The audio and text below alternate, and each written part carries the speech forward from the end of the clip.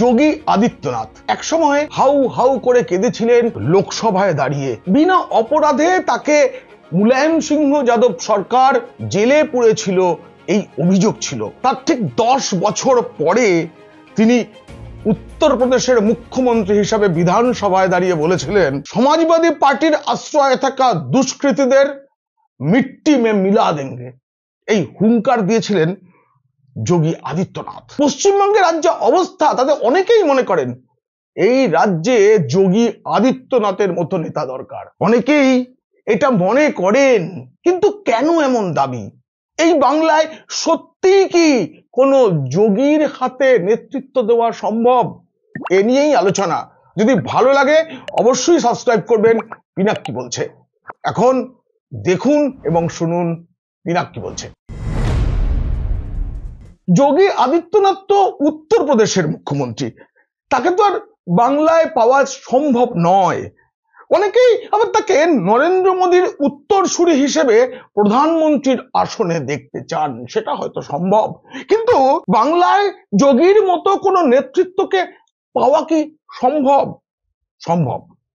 আজ সেটা বলবো, সেই সঙ্গে বলবো কেন এই আকাঙ্ক্ষা, এই রাজ্যে কেন এই আকাঙ্ক্ষা। সেটা জানতে হলে মুখ্যমন্ত্রী যোগী আদিত্যনাথ কিভাবে নাগরিকদের রাষ্ট্রবাদী করে তোলার জন্য কঠোর কঠোর সিদ্ধান্ত নিয়েছেন সে কথাগুলো জানতে হবে। জানতে হবে লোকসভায় দাঁড়িয়ে কাঁদার পরেও তিনি কিভাবে বদলা নিয়েছেন। একে একে গোটা ইতিহাসটা বলবো, সেই সঙ্গে দেখাবো এই বাংলায় আদৌ যোগী পাওয়া সম্ভব কিনা, যিনি সরাসরি বলে দিতে পারেন প্রতিটি মাদ্রাসাতে স্বাধীনতা দিবসের অনুষ্ঠান করা বাধ্যতামূলক এবং করে দেখানো। যোগী কেমন প্রশাসক তার একটা ব্যক্তিগত উদাহরণ দিই। 2024 সালের 22শে জানুয়ারি অযোধ্যায় যে নতুন রাম মন্দিরের উদ্বোধন হলো, রামলালা দীর্ঘদিন বাদে তার স্থায়ী বাসিন্দা হলেন, তার আমি একদম প্রত্যক্ষ সাক্ষী হবার সুযোগ পেয়েছিলাম। আনন্দবাজার অনলাইনের হয়ে সাংবাদিকতার সূত্রেই আমি সেই সময় বেশ কয়েকটা দিন অযোধ্যায় ছিলাম। উদ্বোধনের পরের দিনই এত কোটি কোটি মানুষ, তাদের ভিড় এমন হয়ে যায় যে যখন রামলালার বিশ্রামের সময়, সেই সময়টা গেট বন্ধ করতেই হুড়োহুড়ি পড়ে যায়। এমন একটা পরিস্থিতি হয় যাতে মানে প্রচুর মিডিয়া তখন হুলস্থুল কাণ্ড, যে প্রশাসন ব্যর্থ হয়ে যেতে পারে এরকম ভাবনা চিন্তা চলছে। আধ ঘন্টার মধ্যে দেখা গেল অযোধ্যার আকাশে হেলিকপ্টারে যোগী আদিত্যনাথ ঘুরছেন। কিছুক্ষণ পরে তিনি নেমে এসে প্রশাসনিক মিটিং করলেন। তারপরেও আমি আরো 4টে দিন ছিলাম, সুষ্ঠুভাবে পরিচালনা হলো এবং কঠোর নির্দেশ দিলেন তিনি, যারা ভক্ত তারা যেন প্রত্যেকে নিয়ম মেনে চলে। পুলিশ হাত জোর করছেন কিন্তু নিয়ম মানতে বাধ্য করছেন, এটা প্রত্যক্ষ করেছি অযোধ্যায়। ধর্ম যার যার, উৎসব সবার। আমাদের মুখ্যমন্ত্রী মমতা বন্দ্যোপাধ্যায়ের খুব প্রিয় স্লোগান, এটা তৃণমূল নেতারাও বলেন। একই কথা কিন্তু যোগীও মনে করেন। হোলির সময় বা দোলের সময় এই রাজ্যে কি হয়, যেখানে যেখানে মসজিদ আছে সেখানে পুলিশ প্রহরা থাকে, সেখান দিয়ে যাতে কেউ হোলি খেলতে না পারে, সেখানে যাতে এমন কিছু না হয় যাতে মসজিদের গায়ে রং লাগতে পারে, তার জন্য নানা রকম ব্যবস্থা করে এখানকার প্রশাসন। যোগী আদিত্যনাথ সেই সময় পুলিশকে নির্দেশ দেন, মানুষ যেখানে হোলি খেলবে সেখানে মসজিদ থাকলে মসজিদটাকে ত্রিপলে ঢেকে দেওয়া হোক, তাই করা হয়। একই সঙ্গে হোলির সময় উত্তরপ্রদেশে হিন্দুরা জোরে জোরে মাইক বাজানো, ডিজে এইসব বাজানোর একটা রেওয়াজ ছিল, সেটাকেও কিন্তু কড়া হাতে দমন করেছেন যোগী। আবার তিনি স্পষ্ট করে বলে দেন রাস্তায় নামাজ পড়া যাবে না, রাস্তাটা গাড়ি চলাচলের জন্য। सड़क चलने के लिए होती है और जो लोग बोल रहे हैं ना, उनको हिंदुओं से अनुशासन सीखना चाहिए। 66 करोड़ लोग प्रयागराज में आए, 66 करोड़ लोग, कहीं कोई लूटपाट नहीं, कहीं कोई छेड़खानी नहीं, कहीं पे कोई अपहरण नहीं, ये होती है अनुशासन, यह है धार्मिक अनुशासन। कावड़ यात्रा हरिद्वार से लेकर के गाजियाबाद तक या उन क्षेत्रों में जाती है तो सड़क पे ही चलेगी। क्या हमने किसी परंपरागत मुस्लिम जुलूस को कभी रोका? कानून तो सबके लिए बराबर लागू किया जा रहा है, तो आप कैसे तुलना कर दे रहे हैं फिर उसको? অনেকেই এই রাস্তায় নামাজ পড়া নিয়ে আরে হিন্দুদের সঙ্গে তুলনা করেন। যোগী বললেন কিভাবে মহাকুম্ভে হিন্দুদের কাছ থেকে শিষ্টাচার শেখার বিষয়টা রয়েছে আর কোথায় নামাজ পড়া। কিন্তু এই রাজ্যে আমরা কি দেখি, রাজ্যের সর্বত্র রাস্তায় নামাজ পড়ার পূর্ণ ছাড় রয়েছে। আর কলকাতায় সবচেয়ে গুরুত্বপূর্ণ রাস্তাগুলির মধ্যে অন্যতম রেড রোডে নামাজ পড়া হয়, আর তাতে অংশ নেন মুখ্যমন্ত্রী মমতা বন্দ্যোপাধ্যায় স্বয়ং। आप लोगों को शुभ ईद मुबारक, आपका परिवार को, आपका परिजन को, आपको दोस्त को और हर विश्व को। তার ভাইপো সাংসদ অভিষেক বন্দ্যোপাধ্যায় তিনিও থাকেন মঞ্চে। সেখান থেকেই তিনি মুসলিমরা যাতে তৃণমূলকেই ভোট দেয় সেই আহ্বান জানান একটা ধর্মীয় অনুষ্ঠান থেকে। সেখান থেকেই তিনি একজন হিন্দু মুখ্যমন্ত্রী হয়েও আল্লাহর কাছে দোয়া চান যেন কেন্দ্র থেকে নরেন্দ্র মোদী সরকারের পতন হয়। 2024 সালের ভোটের আগে কি বলেছিলেন? हम तो अल्लाह ताला के पास दुआ मांगेंगे, अल्लाह दुआ करो, इसको हिम्मत अब रुक दो, इसको दादागिरी अब रुक दो, इसको जुमला अब रुक दो। इस बोलता है टोक दो, क्या टोक दो? अगर हम लोग इकट्ठा हो जाएगा तो तुम्हारा चेयर ही गिर जाएगा। একদিন লোকসভায় হাপুস নয়নে কাদা যোগী কি করে এমন কঠোর হলেন, সেটা যদি জানতে হয় না তাহলে যোগীর পরিচয় দিতে হবে। শুধু যোগীর নয়, ওই গোরক্ষপুর মঠের একটা পরিচয় দিতে হবে। গোরক্ষপুর মঠের 3 মহন্ত, গুরু, শিষ্য এবং প্রশিষ্যের হাত ধরেই নাথ যোগীরা ভারতীয় রাজনীতির অন্যতম ভরকেন্দ্র হয়ে ওঠেন। প্রথমে গুরু দিগ্বিজয়নাথ। দিগ্বিজয়নাথের নেতৃত্বেই কিন্তু প্রথম এই অযোধ্যায় রাম মন্দির গড়ার যে আন্দোলন সেটা গড়ে উঠেছিল। সেটা বহুদিন আগে 1949 সালে অখিল ভারতীয় রামসভা অযোধ্যায় বাবরি মসজিদ বলে যে ধাঁচাটা ছিল, যেটাকে নাম দেওয়া হতো, তার সামনে 10 দিন ব্যাপী এক রাম কথার আয়োজন করে। সেই সময় যখন রাম গান হচ্ছে তখন বিতর্কিত সৌধ, আসলে রামের জন্মস্থান যাকে বাবরি মসজিদ বলে ডাকা হতো, সেখানে রামলালার বিগ্রহটি নিয়ে স্থাপন করে দিয়ে এসেছিলেন দিগ্বিজয়নাথ। এরপরে সেখানে তখন থেকেই রামলালা বিরাজমান, তারপর তার সরকারি খরচে পূজা ইত্যাদি হতো। সেই ইতিহাস আপনাদের অনেকের জানা, আর না হলে ওই পরে রাম জন্মভূমি আন্দোলন নিয়ে একটা প্রতিবেদন করব। অনেক গোপন গল্প, অজানা কাহিনী আমি সেখানে বলবো। 1967 সালে গোরক্ষপুর থেকে হিন্দু মহাসভার টিকিটে দিগ্বিজয়নাথ সাংসদ হয়েছিলেন। তখন থেকেই মহন্তদের হাতে ওই গোরক্ষপুর লোকসভা আসনটি। এবার দিগ্বিজয় নাথের শিষ্য মহন্ত হলেন শিষ্য অবৈদ্যনাথ। অবৈদ্যনাথ 1984 সালে রাম জন্মভূমি মুক্তি যজ্ঞ সমিতি তৈরি হলো, তার প্রধান হলেন। এবং 1992 সালের 6 ডিসেম্বর আমরা জানি, যেদিনকে তখনো পর্যন্ত বিতর্কিত সৌধ যাকে বাবরি মসজিদ বলা হলো, সেই ধাঁচাটা যে ভেঙে পড়লো সেটা এমনি এমনি হয়নি, অনেক আগে থাকতেই তার সলতে পাকানো হচ্ছিল। তাতে অন্যতম ভূমিকা ছিল মহন্ত অবৈদ্যনাথের, যোগী আদিত্যনাথের গুরু। গোরক্ষপুরের কল্যাণেই বারবার করে অযোধ্যার আন্দোলন নতুন নতুন মাত্রা হয়েছে। অবৈদ্যনাথও 3 বার সাংসদ হয়েছেন ওই গোরক্ষপুর লোকসভা আসন থেকে। এরপর তার শিষ্য যোগী আদিত্যনাথ, তৃতীয় পুরুষ। মহন্ত অবৈদ্যনাথের শিষ্য আদিত্যনাথ মানে রাজনীতিটা আরো গতিময় করে তুললেন। দিগ্বিজয়নাথ, অবৈদ্যনাথ তারা রাম মন্দির মুক্তির রাজনীতি করেছেন, অনেক বার তারা হিন্দুদের জন্য মন্দিরের জন্য সরব হয়েছেন, কিন্তু ওইটুকুতে সীমাবদ্ধ থাকলেন না যোগী আদিত্যনাথ। গোরক্ষপুরের হৈমবতী নন্দন বহুগুণা কলেজ থেকে অঙ্কের স্নাতক যোগী। 1993 সালে তিনি অবৈদ্যনাথের কাছে দীক্ষা নিয়ে সন্ন্যাসী হলেন। এরপর রাম মন্দির আন্দোলনের পুরোভাগে তাকে দেখা যায়। 1998 সালে প্রথমবার প্রার্থী হয়ে তিনি সাংসদ হলেন এবং সে বছর সর্বকনিষ্ঠ সাংসদ ছিলেন 26 বছরের যোগী আদিত্যনাথ। এরপর 2017 সালে মুখ্যমন্ত্রী।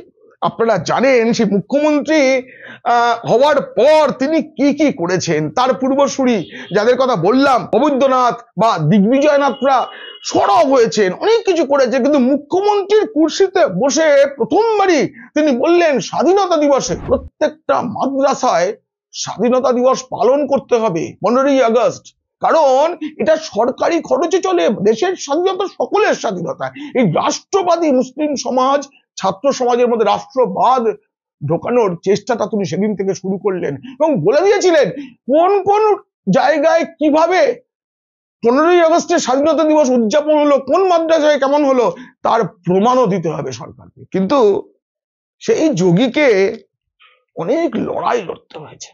এবার সে বলবো কান্নার কাহিনী, বহু অত্যাচার সহ্য করতে হয়েছে। আর তারপরেই তিনি 2007 সালে লোকসভায় গিয়ে হাউ হাউ করে কেঁদে ফেলেছিলেন। তখন স্পিকারের আসনে ছিলেন এই বাংলা থেকেই সাংসদ হওয়া সিপিএম এর সোমনাথ চট্টোপাধ্যায়। सर मुझे बोले don't be tell it go on Nitin. पिछले कुछ समय से महोदय राजनीतिक विद्वेष के तहत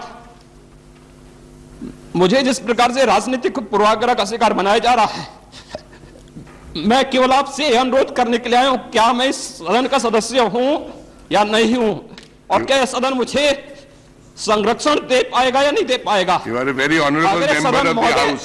मुझे संरक्षण नहीं दे सकता है तो मैं आज ही सदन को छोड़ करके वापस जाना चाहता हूं। यो छोड़िए सब। मैंने कोई महत्व नहीं रखता महोदय, मैंने अपने जीवन से संन्यास लिया है अपने समाज के लिए, मैंने अपने परिवार को छोड़ा है, मैंने अपने माँ बाप को छोड़ा है, लेकिन आज मुझे अपराधी बनाया जा रहा है महोदय। এই যে কান্নাটা দেখলেন, শুনলেন যোগীর হাহাকার, তার পেছনের গল্পটা বলি। 2007 সালের 20 জানুয়ারি উত্তরপ্রদেশে তখন মুলায়ম সিংহ যাদবের সরকার, মহরমের তাজিয়া বের হয়েছিল। সেই তাজিয়ার থেকে একটা গোলমাল হয়। 25শে জানুয়ারি মিনারা মসজিদের কাছে রাজকুমার নামে এক হিন্দু যুবককে পুলিশের সামনে হত্যা করা হয়।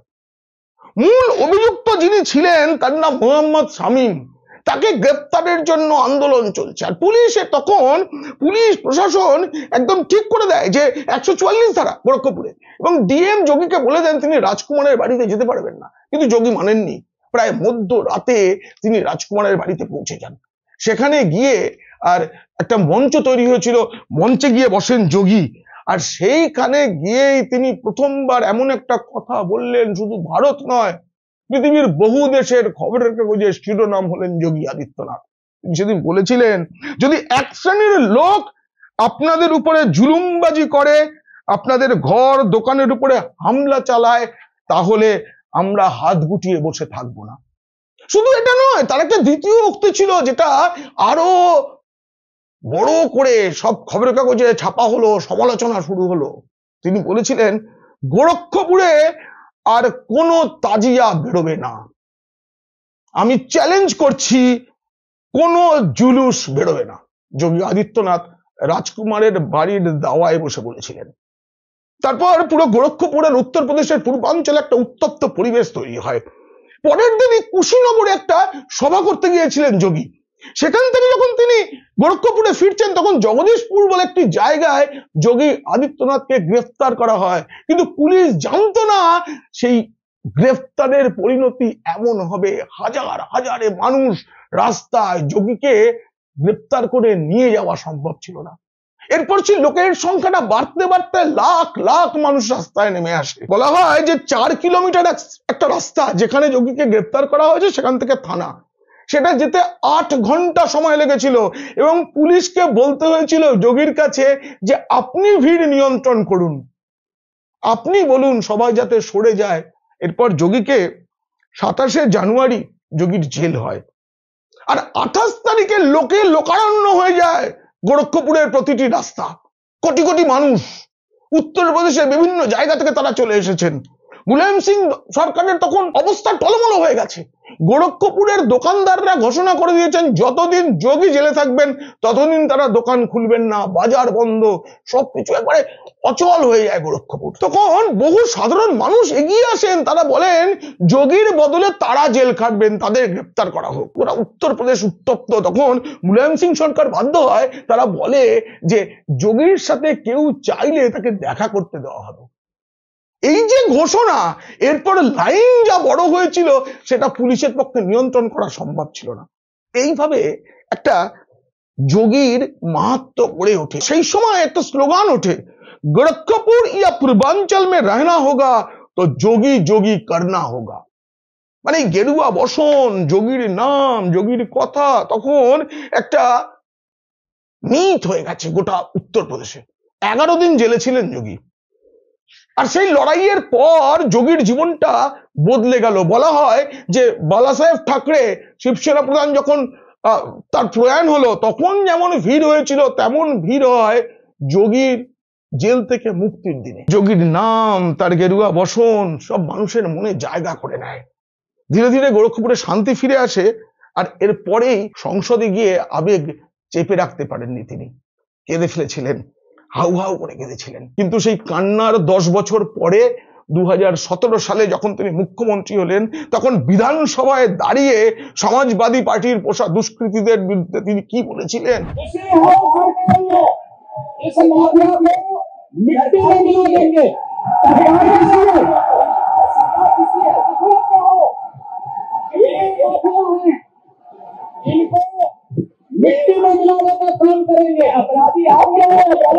এই বাংলাতেও এক যোগী আছেন। যোগী মানে যিনি ঘর সংসার সবকিছু ছেড়ে মানুষের সেবার জন্য এসেছেন, যার কোনো পিছু টান নেই, যার কোনো পরিবার নেই। তিনি কার্তিক মহারাজ, যিনি যোগীর মতোই তিনি সেবা কাজের সময় হিন্দু মুসলিম বিভেদ করেন না, কিন্তু হিন্দুকে রক্ষা করার যে ব্রত তার মধ্যে আচার্য স্বামী প্রমানন্দজি মহারাজ দিয়েছেন, সেটা পালন করার জন্য যেখানে যেখানে হিন্দুদের বিপদ সেখানে তিনি চলে যান। মানুষের দুর্দশায় তিনি সরব হন।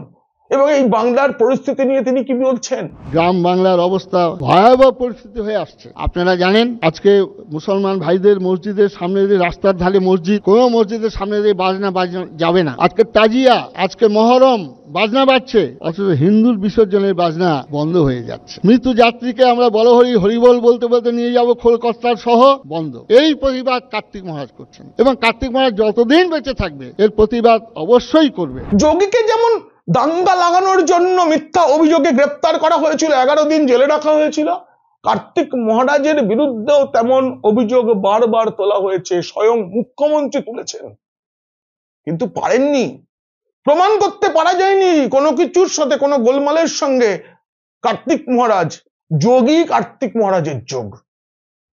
বরং তিনি উচ্চস্বরে বলেছেন যে হুমায়ুন কবির যখন হিন্দুদের ভাসিয়ে দেওয়ার কথা বলেন তখন তিনি চুপ থাকবেন না। এখন তার গেরুয়া বসনে কলঙ্কের কালি লাগানোর পরিকল্পনা চলছে।